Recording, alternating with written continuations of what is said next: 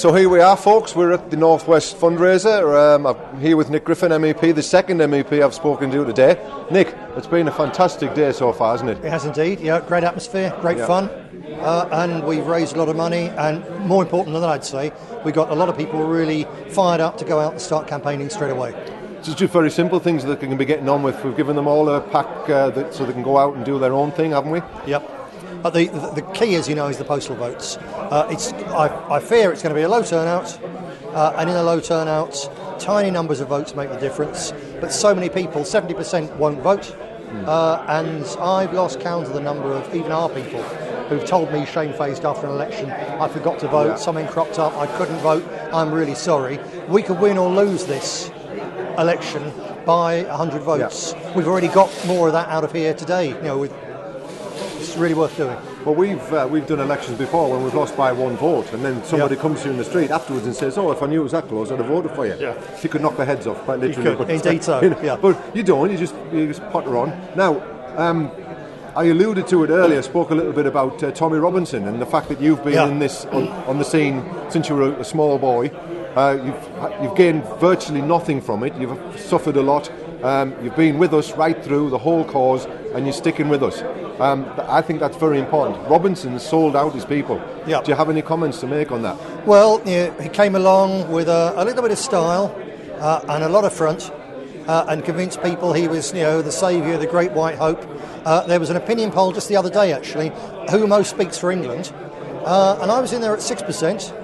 He was there at 5%. I'll tell you what, over the next couple of weeks, he was shown on television yesterday, meekly taking his shoes off and walking into a mosque wearing his Union Jack socks. I'm going to have the rest of that vote of his, because it's ours, actually. And, he came along, he's been puffed up, hyped up by their Zionist backers, by the mass media, now by these fake moderate Muslims. Whether they're certainly fake, they're either run by the British government, or they're in fact hardliners wearing a soft mask. One way or another, yet again, he's a tool for someone else. I'm not used by anybody other than by the British National Party. That's always the way it's going to stay that way.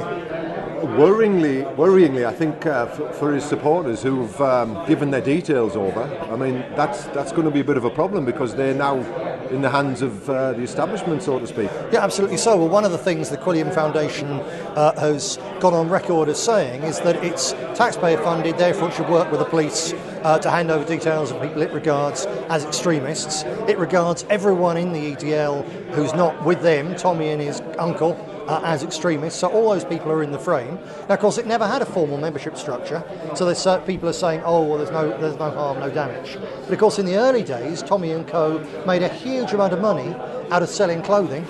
You can't send someone an Oxford EDL division jacket without having their name and address. So all their all their email details are there, all their Facebook details, they've got all of those. They've been harvesting email addresses and so on, and they've got the names and addresses of thousands of people. Anyone who's ever bought a badge, they've got them all. It's now all in the hands of the British state. And I'll tell you what, the vast majority of people in the English Defence League are really decent, mainly working class patriots, really decent people. It's a tragedy that they've been conned and led down that blind alley.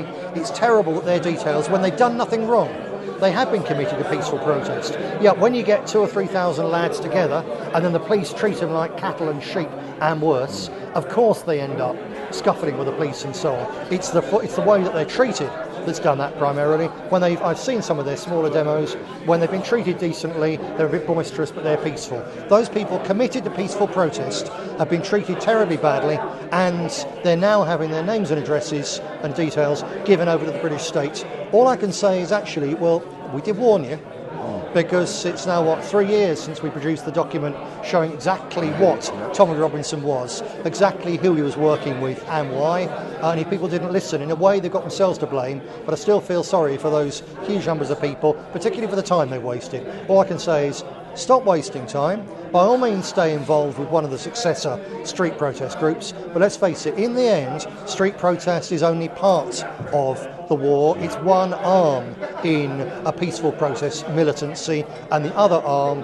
is political protest, it's electioneering, it's working in local communities for local people. It's all the things that you do, that I do, that our party does. And I'd say to those people, stop messing around and get involved with the British National Party. If you want to hit back at Tommy and his controllers for what they've done to you and your cause, and they've broken your heart, then get involved with us, because they'll hate that and because it makes a difference. And of course, the reason they need to get in touch with us and get involved with us is because we're the only show in town, aren't we? We're absolutely the only show in town. Also, other reasons, the ones who are going to keep on going out on the streets, and the movement needs that street presence. Robinson and co, they led them like lambs to slaughter. They never once told them what to do if you get arrested. You know yourself that you can be out on an activity, being absolutely legitimate, peaceful and all the rest of it, and if the police decide they're going to nick you, you will. And it's utterly irresponsible, and it was, for Tom Robinson and his backers to put those people into the frame where they could get arrested without giving them the education and support they need, so that they can come out of that with their heads held high, without a criminal record, in the best possible way. As you know, on our own website, we've got the guidebook on what to do if arrested. And certainly I want to see these people carrying on with their street protest, but I want all of them to do it forewarned and forearmed, having worked with us, having read the document, having come to training sessions where we need to teach people, if you're going to go out on these militant protests, if you're going to occupy roofs in protest against grooming or whatever, fantastic, good on you, we'll provide the political support, and we've also got to provide the practical support to minimise their chances of being arrested or jailed or whatever. And it's time for the street protest movement and the political movement to come together rather more and work together in what is definitely a common cause. And for anybody watching this, of course, we do have, that's a permanent fixture on our website. Indeed. The booklet, so it's always there on the right hand side, so anybody can have a look at that at any point in time. They can indeed. Excellent. Well, listen, Nick, it's been a fantastic day today. We're moving on from here. We're going for a black tie dinner. We are. Not too bad for people who shouldn't even exist. So we've had a busy day. We're going to have a busy evening, and hopefully everything will go nicely. Yeah, and of course we do exist. We're here, we've been talking a lot about street campaigning, but today we've made a huge step also to ensuring that we're going to be in with a really big campaign at the political level, fighting elections. We're in this to win this seat.